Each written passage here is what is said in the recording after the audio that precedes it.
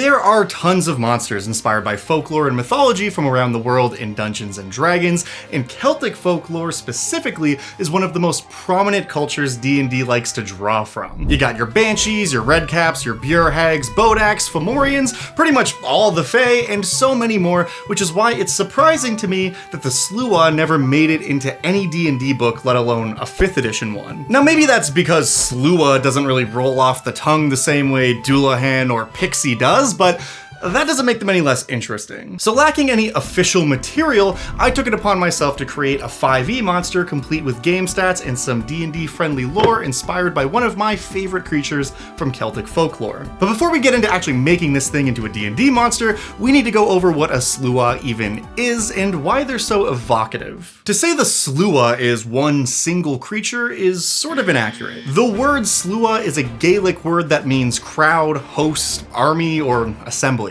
Basically, a big old group of people, and that is what the Sluagh is. It's a collection of individual spirits that all travel together in this host of individuals. Originally, the Sluagh were fae creatures from the fairy realm who were considered the absolute worst of the worst. They were so despised by the other fae that each and every one of them was exiled from the realm of the fae and forced to live in the material world. Naturally, they formed into these large groups, seeing as nobody else would tolerate them, and being banned from the fae realm, they were driven to prey upon mortal souls to sustain themselves. Sluagh favor targeting nearly dead and dying individuals since the tether between body and soul is already weakened. According to legend, they travel in the guise of a huge flock of ravens coasting on the west winds in search of mortal souls. Fortunately, they can only travel at night as sunlight is intolerable to them, and since they aren't actually ghosts, they can't just phase through the walls in your house and get you while you're sleeping, so in Scottish tradition,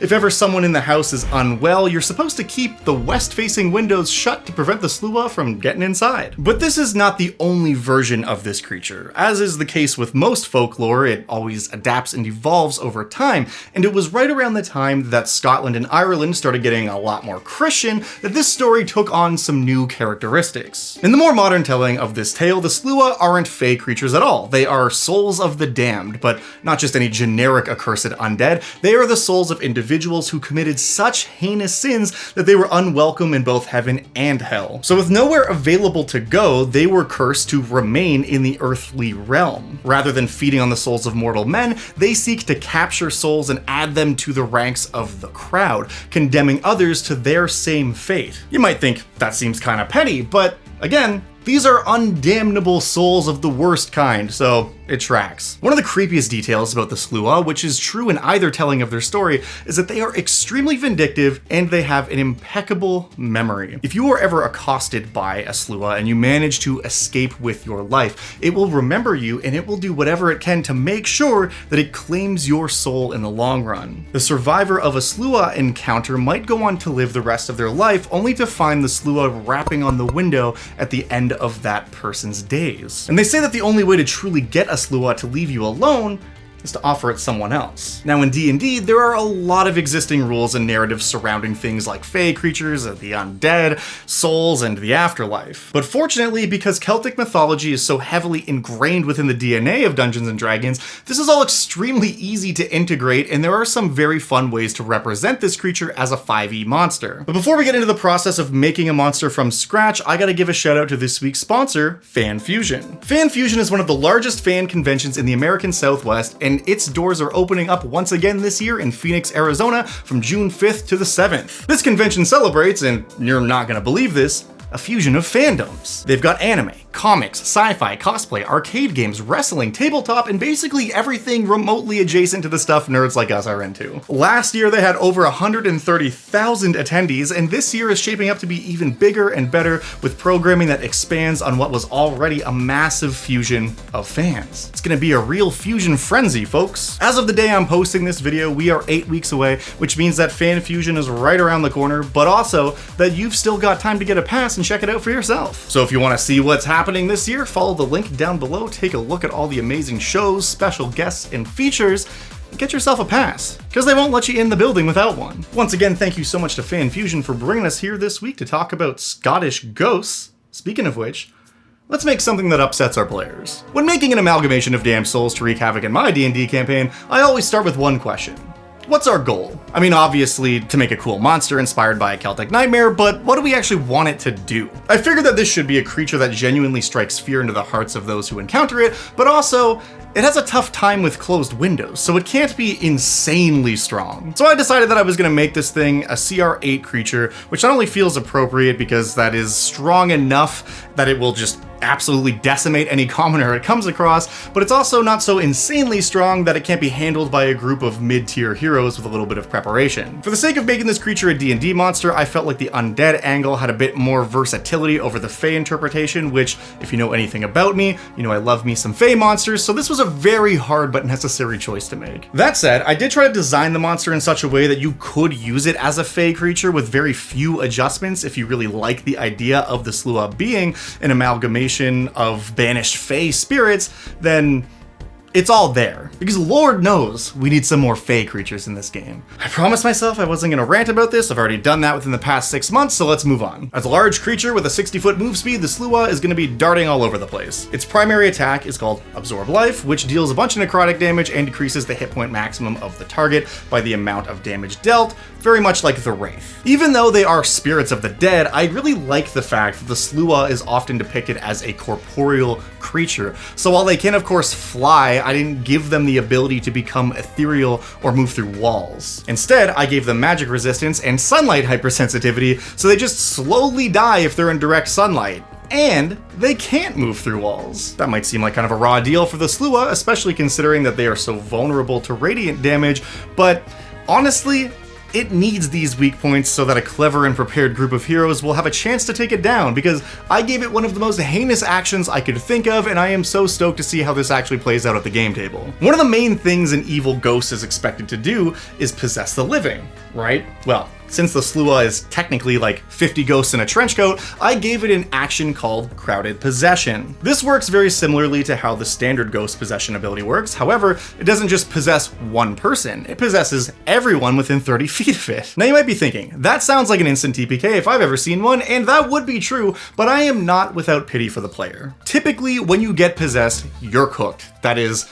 until you either get the crap beat out of you by your friends or a cleric asks the ghost to leave. But when the Sluagh possesses you, you get to keep making saves at the end of every turn until you push the ghost out of your body, and once you succeed on that save, it can't possess you again on the same day. That does mean the Sluagh is potentially going to have a round or two to hijack some party members and do some damage. However, at the end of the day, what this thing wants more than anything else is to add more souls to the throng of writhing spirits, so I gave it an action called Siphon Soul. This ability targets a creature who is making death saves or a creature who is already dead and forces them to make a charisma save. If they pass, they're good to go. If they fail, their soul gets sucked into the mass of writhing souls, and the Sluagh heals 20 hit points. It's also got a reaction called Clarion Call that might be one of the rudest things I've ever written down, which is triggered by a creature making a successful death saving throw within a certain distance around the Sluagh. When triggered, the Sluagh says, actually, no, that's alright, you didn't really roll a success there, meaning that the creature's death save doesn't count towards the 3 successes needed to stabilize. It doesn't make it a failure, you're not any closer to death, but you're not really any further away either. It basically just cancels the roll and ends the turn, meaning that it is much harder to stabilize if you get downed, and straight up impossible if this thing uses its reaction every single turn to prevent that from happening. I also wanted the Sluagh to have an ability that played with the idea of them tracking down those who may have escaped their clutches in the past, so I gave it the ability to cast Locate Creature as a bonus action. This spell only functions within 1,000 feet, but it means that if this thing is in your general vicinity, it can practically smell you as it searches the area. And lastly, I gave them the ability to shapeshift as a bonus action into a swarm of ravens, which is a real stat block that already exists. It's in the monster manual and everything. Now this enables the Sluagh to navigate without drawing unwanted attention to themselves and sets us up for some really creepy roleplay moments. I like the idea that every raven in the flock is an individual soul, and that in and of itself is an idea that can lead to some really cool world building, but I am getting way ahead of myself here. I'm pretty stoked about how the stats for this guy turned out, and I think the art Tam did to complement my mechanics looks Absolutely incredible. So let's talk about how we can effectively use these guys to tell a story beyond just the game rules. The Sluagh can of course just be used as a random encounter anywhere creepy ghosts are bound to be. They might show up to confront a party traveling the road at night, especially if they're in an area known to host undead activity. Or maybe there's a nearby prison where the souls of heinous murderers and evildoers gather into a Sluagh that stalks the forest beyond the prison's walls. Or if you're playing in a gothic horror setting like Ravenloft, they could be comprised of souls that became lost upon their death and unable to escape a domain of dread or something. Maybe the Sluagh just started as one individual soul of an evildoer, and all the other souls are victims of the Sluagh's first member. In that kind of situation, the Sluagh could be operating in a big city like a serial killer, and over the years, this one vile individual has grown into a proper swarm of accursed undead. If you want to roll with the Fey angle, having a Sluagh be the amalgamation of exiled Fey spirits is also a great encounter for a party that may be near a portal to the Feywild. Since they can't get through it,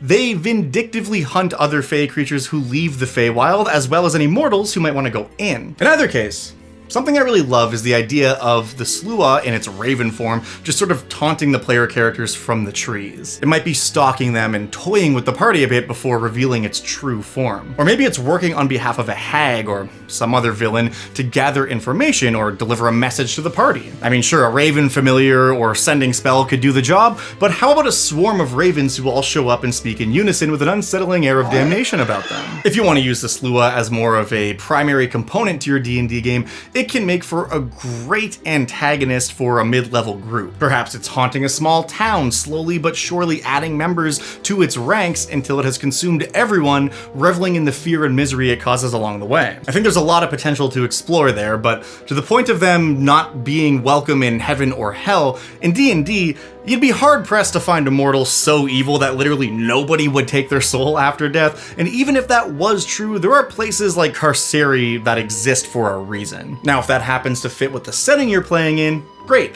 But if you're playing a more conventional D&D game, I think that one potential explanation for the undead angle is that these are souls who are in contention, meaning that there are multiple cosmic forces pulling them in equal measure in opposing directions. For example, maybe you have some guy who was a stand-up dude all his life. Hell, maybe he was even a cleric to a good deity for most of his life. However, for one reason or another, at some point, he gave into evil and villainy, so now upon his death, his soul is in contention, and he's become a Sluagh. This follows a similar narrative to the Death Knight, so I could see many Sluagh being made up of paladin and cleric souls who found themselves making evil choices for some reason. This also opens the door for the Sluagh to be a little bit more of a sympathetic character. Like, sure, the souls in there are evil and want to do evil bad stuff, but perhaps the thing that got them there in the first place was done in some misguided attempt to serve the greater good, and now they've just been so steeped in undeath that they've sort of become twisted by it. Or you can always just not overthink it and have the Sluagh be a ball of evil ghosts that came from bad guys who died doing violent crime guy stuff. But however you choose to use this monster, as always, linked in the description down below is my 5th edition conversion of this creature. I guess actually this isn't a conversion, this is just